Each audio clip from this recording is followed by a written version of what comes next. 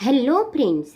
तर चला मग आज आपण शिकूया science and technology standard 10 part 2. या भागात आपण chapter number 3 life process in living organism part 2 यामध्ये आपल्याला reproduction, asexual and sexual reproduction and modern technology, reproductive health, population explosion ह्या मुद्द्यांची आपण माहिती घेणार आहोत. मागच्या इयत्तेत आपण पहा की important life process in living organism. Life process are essential for production of energy required by body, cell division, that's difference, chromosome in cell division, ह्या सर्व यांची माहिती आपण घेतलेली आहे. तर आपल्याला माहितीच आहे की all those life process that is nutrition, respiration, excretion, sensation, response, control and coordination etcetera are essential to each living organism to remaining a live. म्हणजे आपल्याला जीवन जगण्यासाठी ह्या सर्व गोष्टींची गरज असते, परंतु आपल्या ह्या गोष्टींव्यतिरिक्त अजूनही रिप्रोडक्शन ही अतिशय महत्त्वाची जीवनला महत्त्वाची आहे. तर यामध्ये पहा, reproduction does not help the organism to remaining alive, but it helps to maintain the continuity of the species of that organism. म्हणजे आपली प्रजाती ही टिकवून ठेवण्यासाठी रिप्रोडक्शन ही जी काही प्रोसेस आहे ही अतिशय महत्त्वाची आहे. ती जीवनावश्यक गोष्ट नाही, परंतु आपली प्रजाती टिकवून ठेवणे यासाठी रिप्रोडक्शन हे महत्त्वाचे आहे.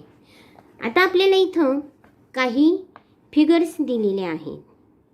ह्यामध्ये A, B, C and D. याच्यात सम लाईफ प्रोसेस, प्रत्येक लाईफ प्रोसेस ही वेगळी वेगळी. Like this plant, this animal, this bacteria, one cell. आपल्याला काही प्रश्न विचारण्यात आलेली आहे.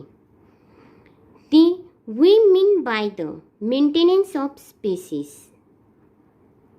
New organism is genetically exactly similar to earlier one that has produce.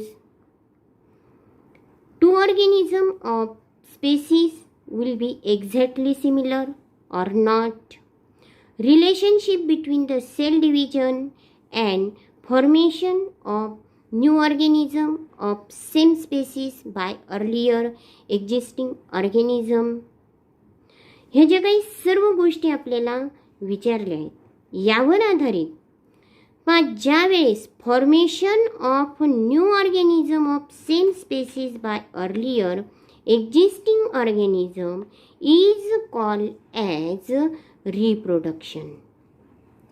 म्हणजे आपल्याच सारखा ज्यावेळेस दुसरा जीव निर्माण केला जात असतो किंवा करण्याची जी काही पद्धत असते त्याला रिप्रोडक्शन असे आपण म्हणत असतो.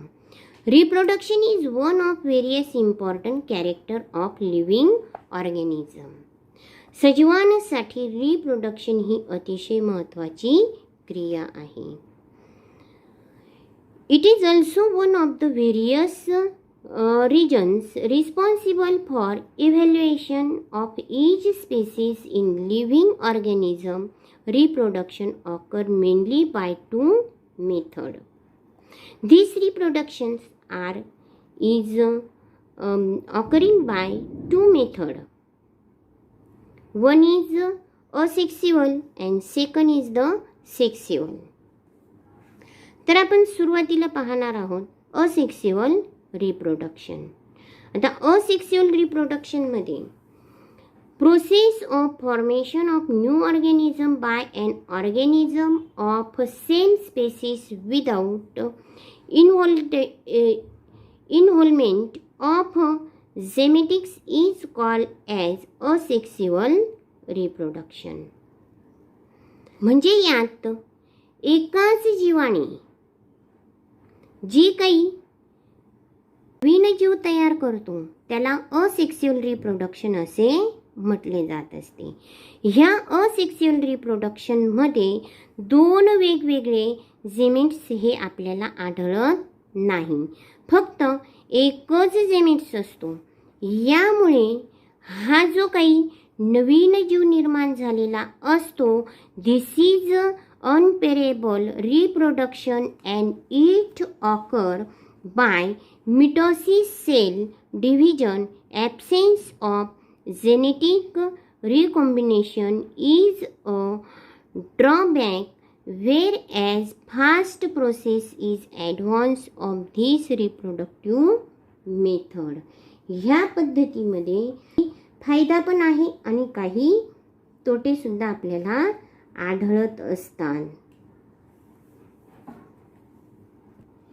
तर यात आपल्याला ए भागात दिलेला आहे asexual reproduction in unicellular organism. आता एक पेशीय सजीवांमध्ये जे असेक्स्युअल रिप्रोडक्शन होत असतं त्याविषयी माहिती आपल्याला पाहायची आहे. Number 1 binary fission. आता बायनरी फिजनमध्ये आपल्याला एक ॲक्टिव्हिटी दिलेली आहे. एक कोनिकल फ्लास्क घ्यायचा आहे. त्या कोनिकल फ्लास्कमध्ये थोडंसं जे काही आपल्या तळं किंवा साचलेलं पाणी असतं ते घ्यायचे, म्हणजे and collect the water in it from a pond having stagnant water and aquatic plant. आणि त्यामध्ये थोडेसे गव्हाचे दाणे टाकायचे. हे 3 ते 4 दिवस हे सर्व एकत्र एका ठिकाणी ठेवून द्यायचे. ठेवल्यानंतर 4थ्या दिवसानंतर early in the morning on the 4th day take a glass slide, एक काचेची पट्टी घ्यायची, put on a drop, त्या काचेच्या पट्टीवरती एक थेंब पाण्याचा तो घ्यायचा आहे. घेतल्यानंतर त्यावरती put a cover slip on that drop, जो काही ड्रॉप आपण घेतलेला आहे त्याच्यावरती बारीक आपला जो आच्छादन काच असतो तो ठेवायचा आहे. आणि ठेवल्यानंतर कंपाऊंड मायक्रोस्कोपच्या साहाय्याने त्याचं निरीक्षण करायचे. ज्यावेळी आपण ते पाहतो त्यावेळी आपल्याला अशा पद्धतीने पॅरामेशियमचं जे काही प्रजनन आहे ते आपल्याला इथं दिसत असतं. तर ह्यामध्ये पॅरामेशियमचं आपण बायनरी फिजन, पोरोकोरेस्टिन, bacterial, protists, amoeba, paramecium, euglena, etcetera and eukaryotic cell organelle like mitochondria and chloroplast perform asexual reproduction by binary fission. In this process, the parent cell divided from two similar daughter cell. Binary fission occur either by mitosis or amitosis. आता याच्यामध्ये हे जे काही binary fission असते हे सूत्री विभाजनाने किंवा असूत्री विभाजनाने, mitosis and amitosis अशा पद्धतीने घडताना आपल्याला आढळत असते. आता हे जे बायनरी फिजन आहे यामध्ये इथं आपल्याला हा जो काही अमिबा आहे, अमिबाला असं फिक्स असा आकार नसतो, म्हणून त्याचा फिक्स आकार नसल्यामुळे सिंपल बायनरी फिजन त्यामध्ये घडत असते. Amoeba divided in many plain due to lack of species shape.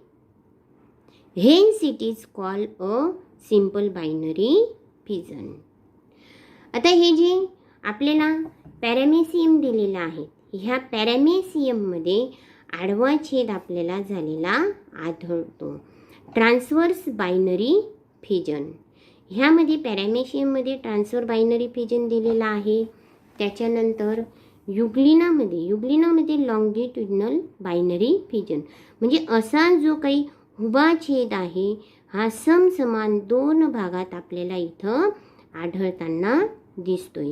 मग युग्लिनामध्ये लॉंगिट्युडिनल असतो, पॅरामेसियममध्ये ट्रान्सवर्स असतो आणि अमिबामध्ये सिंपल बायनरी फिजन असते. Number 2 multiple fission. आता मल्टिपल फिजनमध्ये asexual reproduction by multiple fission is perform by amoeba and other similar protist. आता हा जो काही अमिबाचं आपल्याला उदाहरण दिलं आहे, अमिबामध्ये काय होत असतं की ज्यावेळी त्याला पुरेसं अन्न मिळत नाही, when there is a lack of food or any other type of adverse condition, त्याला योग्य असं वातावरण आणि योग्य असे अन्न जर मिळाले नाही तर अशा वेळी it become rounded and from protective covering around plasma members.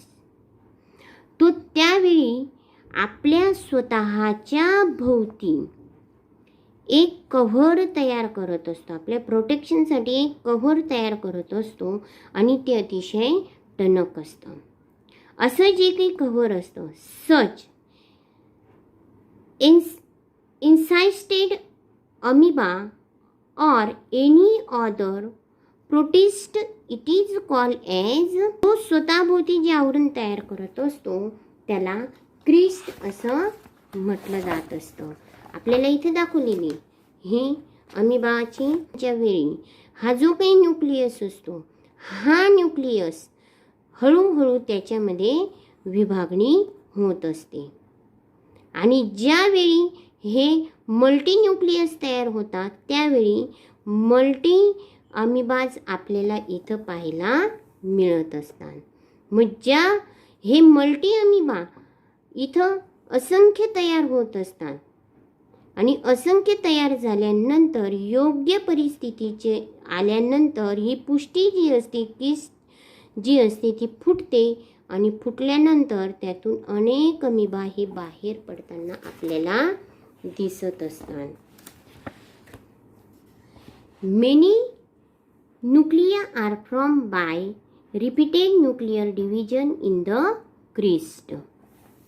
It is followed by cytoplasmic division and thus many amoebas are formed. म्हणजे अनेक अमिबा आपल्याला त्याच्यामध्ये दिसत असतात.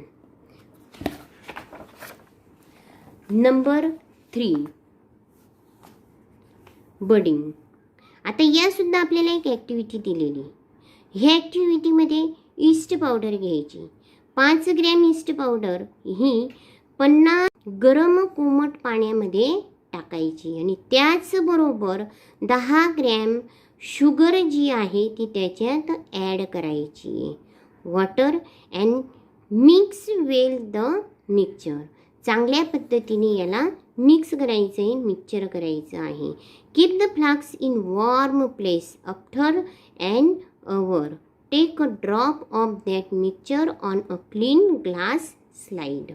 म्हणजे हे जे मिश्रण आहे चांगल्या पद्धतीने मिक्स केल्यानंतर 1 तास ते उष्ण वातावरणामध्ये ठेवायचे. ठेवल्यानंतर त्यातून 1 ड्रॉप हा स्वच्छ क्लीन ग्लास स्लाइडवरती घ्यायचा आहे. घेतल्यानंतर त्याच्यावरती कव्हर ग्लास जो आहे तो ठेवायचा आहे. तो ठेवल्यावरती हे जे काही ड्रॉप असतो तो कंपाऊंड मायक्रोस्कोपमध्ये त्याचं निरीक्षण करायचे. Observe it under the compound microscope. आणि जर आपण निरीक्षण केलं तर आपल्याला अशा पद्धतीने ही बडिंग ईस्टमध्ये जी काही प्रोसेस घडत असते ती आपल्याला दिसत असते. तर यामध्ये पहा yeast cell perform budding, that is a small bud coming out of many parent cell.